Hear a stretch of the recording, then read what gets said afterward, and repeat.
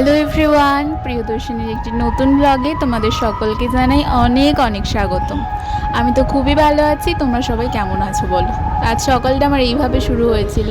তার আগে বলে দিই, please give my background sound. কেন কী কারণে আমি একটু পরেই জানাচ্ছি। তো সকালে আর কি ফুল তুলছিলাম ঠাকুর পূজা দেবে বলে। ফার্স্টে ওই লাইট পিঙ্ক কালারের দুটো ফুল তুললাম, আর তারপরে এই একটা ডিপ গোলাপি কালারের মানে কি ডবল পেটালের ফুল, এটা আর কি তুলছিলাম। তারপরে আর কি দেখাচ্ছিলাম তোমাদের সেটা। তারপরে এই যে ফুলটা আমি তুলে নিলাম। তারপরে এই তো সব ফুলগুলো একসাথে নিয়ে দেখাচ্ছিলাম তোমাদেরকে। তারপরে ফুল হাতে নিয়ে চলে যাচ্ছিলাম ঠাকুর পুজো দেবে বলে ঠাকুরের সিঁড়ি দিয়ে, আমাদের যেহেতু কাঠের সিঁড়ি। আর তোমরা কি পৃথিবীর সবচেয়ে সুন্দর মুখ দেখতে চাও? এই দেখো, এই যে আমার গোপু সোনা। তো যাই হোক, তারপরে আর কি ফুলের ওই ফুলটা রাখবো বলে একটা বাটি নিয়ে নিলাম ঠাকুর ঘর দিয়ে, সেটার ওপরে আর কি ফুল কটা রাখলাম। তারপরে এটা নিয়ে যাবো এখন উপরের ছাদে ফুলটা আমি নিতে। তো এই ফুলগুলো আর কি আমার নিচের ছাদে, আমাদের বাড়ির নিচের ছাদে, তো উপরের ছাদে তারপরে দেখছিলাম ফুকি ফুল ফুটেছে নেব বলে। আগের দিন রাতে প্রচুর ঝড় হয়েছে, তার ফলে এই দেখো আমাদের এই ফুল গাছের টপটা পুরোটাই শুয়ে পড়েছে। প্রথমে ওকে আগে তুললাম, ঠিক করে রাখলাম। আর যেহেতু ওই পাশের টবের ফুলের সাথে পুরো পাতা চুড়ে লেগে যাচ্ছিলো, তো সেটাই আর কি ঠিক করছিলাম। তারপরে এই যে ঠিক করে রেখে এই যে তারপরে জুঁই ফুল অনেকগুলো ফুটেছিল, তো আমি তার মধ্যে 4-5টা জুঁই ফুল নিলাম, তুলে নিলাম। নিয়ে তারপর সেটা আবার বাটিতে দিয়ে দিলাম। তারপরে যাচ্ছিলাম, দেখছিলাম দুটো জবা ফুল ফুটেছে, একটু হাওয়া হচ্ছিলো, একটা গাছের ফুটে আছে আর আরেকটা নিচের দিকে এসেছিলো, তো সেইটাই আর কি নিলাম। তো তারপরে বাটিটা নিয়ে চলে যাচ্ছিলাম ঠাকুর ঘরের দিকে।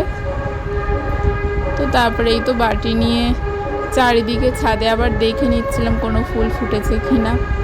ওই কারণে আর কিছু ফুল ফোটেনি দেখে আমি বাটি নিয়ে ঠাকুর ঘরের মধ্যে চলে আসলাম ঠাকুরকে পূজা দেবো বলে। তো তারপরে এই তো বাটিটা রেখে আমি আর কি সব গুছিয়ে টুছিয়ে নিয়ে তারপরে এই যে দেখালাম, এই যে গপুকে ফুল দিয়েছিলাম। তারপরে এই যে রাম ঠাকুরকে একটা ফুল দিলাম, শিব ঠাকুরে ফুল দিলাম, মা কালীকে ফুল দিলাম, মা লক্ষ্মীর ঘটে ফুল দিলাম। পুজো দেওয়া হয়ে যাচ্ছিলো। তারপরে আর কি এই যে গোপুর চকলেটগুলো অনেক দিন হয়ে গেছিলো, তাই ওই চকলেটগুলো নিয়ে আবার পাল্টে দিচ্ছিলাম। তো আগের দিন রাতে আমি একটা স্পেশাল জিনিস বানিয়েছিলাম একটা মানে খুব স্পেশাল পার্সনের জন্য, তো সেখান দিয়ে আমি দুটো চকলেট রেখে দিয়েছিলাম। যেহেতু মাথায় সবসময় করে চকলেট আমি খাই বা কিনে আনি খাওয়ার জন্য, মনে পড়ে যে না গপুকে দিতে হবে, কেন জানি না ও আমার মাথার মধ্যে ঢুকিয়ে দেয় বা আমার মাথার মধ্যে আসে, আই ডোন্ট মানে আমার কিছু মানে কোনো ধারণাই নেই। যাই হোক, কথা আজকে ঝরিয়ে যাচ্ছিলো অতিরিক্ত এক্সাইটমেন্টে। কী কারণে এক্সাইটমেন্ট সেটাও বলছি। তো তারপরে আর কি ঠাকুর পুজো দিয়ে নিজে চলে এসেছিলাম। তারপরে এই যে এটা আর কি বানিয়ে রেখে গেছিলাম স্নানে যাওয়ার আগে, আর আজ খুব সকাল সকাল স্নানটাও করে নিয়েছিলাম, ওই প্রায় 9:30-10টার মধ্যে। তো এটা বানিয়েছিলাম আর কি ডিম টোস্ট টাইপের, মানে মা না বানিয়ে দিলে আমি আর কি খাই না। ডিম টোস্ট বানিয়েছিলাম, ব্রেডটা ছিল আঠার, খেতে ভীষণ টেস্টি হয়েছিল। তো এই যে আমি রেডি হয়ে চলে যাচ্ছিলাম, এই হলো আমার এক্সাইটমেন্ট। আমি কল্পনাও করতে পারিনি যে আলটিমেটলি যেতে পারবো বা মাকে দেখতে পারবো। ওই যে বলে না একটা কথা, মা চাইলে তবেই ভক্ত তার কাছে যেতে পারে। তো আমি চাচ্ছিলাম আমার মামা বাড়িতে, আর একদম নো মেকআপ লুকেই ছিলাম, সেটা দেখালাম তোমাদেরকে। আর এই যে দূরে যাচ্ছিল সূর্য অস্ত আর কি গাছের ফাঁক দিয়ে, দেখতে এত সুন্দর লাগছিল।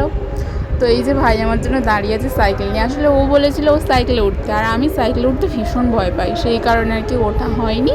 তাই ও আমার জন্য দাঁড়িয়েছিল, কিছু খানিকটা রাস্তা যায় আবার আমার জন্য দাঁড়ায়, আমি হেঁটে হেঁটে আসবো সেই জন্য। তো তারপর এই যে আর কি আমি আর কি পিছন ভাই সূর্যটাও দেখাচ্ছিলাম। তারপরে এই যে ও কিন্তু একা নয়, ওর সঙ্গী আছে, এই যে হলো ওর সঙ্গী।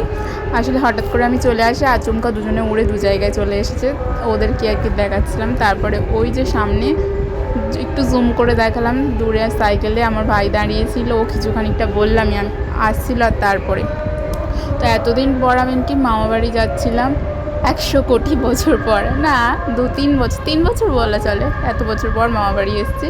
তো এই কারণেই আসা। আমার মামাবাড়িতে ভীষণ সুন্দর, ভীষণ বড় করে হয় অন্নপূর্ণা মায়ের পূজা, সেই কারণেই আর কি আসা। আমি কল্পনাও করিনি আসবো, কিন্তু ভীষণ আশা ছিল আসা, তো ওই মা চেয়েছে তাই এসেছি। তো দাদু দিদিমার ঘরে এসে অনেক দিন পর একটা ছবি দেখতে পেলাম। ছোটোবেলা আসতাম যখন, ছবিটা তাকিয়ে থাকতাম। তো ওই ফার্স্টের ওই মহিলাটা হলো আমার দিদিমা, তারপরে আমার দাদু, আর এইটাই মানুষটা হলো আমার মা। ইস, সি ইজ মাই মম। তো নিচেরটা হলো আমার দাদা। তো আজ এই পর্যন্ত, সকলে অনেক ভালো থেকো, বাই বাই। আমি অন্য ভিডিও